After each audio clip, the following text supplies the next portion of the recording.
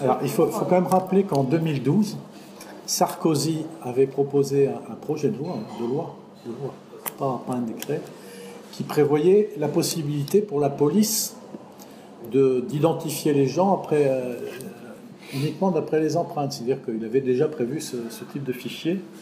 Et à cette époque-là, on a tous les parlementaires socialistes, y compris des gens qui sont ministres du gouvernement actuel, ont fait un recours devant le Conseil constitutionnel qui a annulé un certain nombre de dispositions de ce projet de loi. C'est une loi.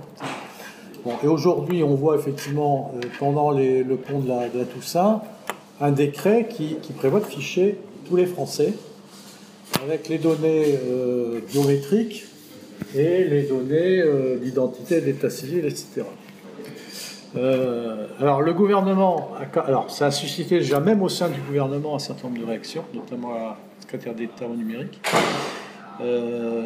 Mais le gouvernement avait demandé l'avis du Conseil d'État en février.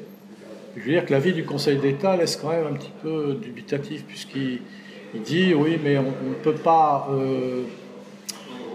dans le projet, comme le Conseil constitutionnel avait dit qu'on ne pouvait pas créer un fichier sur lequel on accéderait par les données biométriques pour opérer l'identité, on a créé un double accès, c'est-à-dire on a un accès aux données biométriques qui est distinct de l'accès aux données d'identité. Donc, a priori, on respecte la décision du Conseil constitutionnel, point barre. Ceci dit, ça n'empêche absolument pas un service de police ou de renseignement qui souhaite pister une personne qui est identifiée par le relevé des données biométriques, de suivre toute son activité politique, religieuse ou vie privée. Donc ce fichier présente des risques considérables pour toute la population qui est fichée.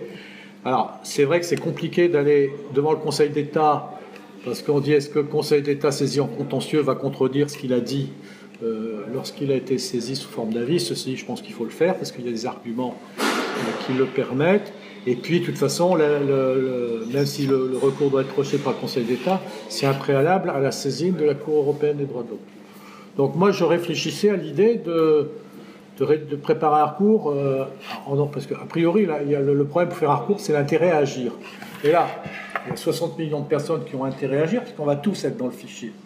Donc il me semble que tous les Français ont intérêt à agir contre ce fichier. Donc je me demandais, alors, si j'ai une idée de rédiger un recours pour excès de pouvoir devant le Conseil d'État pour attaquer le décret du ministre de l'Intérieur et de proposer par le biais des réseaux sociaux aux gens de repomper, si j'ose dire, le recours, puisqu'il y aurait juste le nom à changer du requérant, de manière à créer une espèce de mouvement viral de recours pour excès de pouvoir dans le Conseil d'État. Alors, je ne sais pas ce que ça donnerait, parce que s'ils sont débordés, de toute façon, c'est une seule affaire, mais ça crée un problème considérable de gestion des recours, parce qu'il faut notifier les réponses. Je crois que ça peut paralyser le Conseil d'État.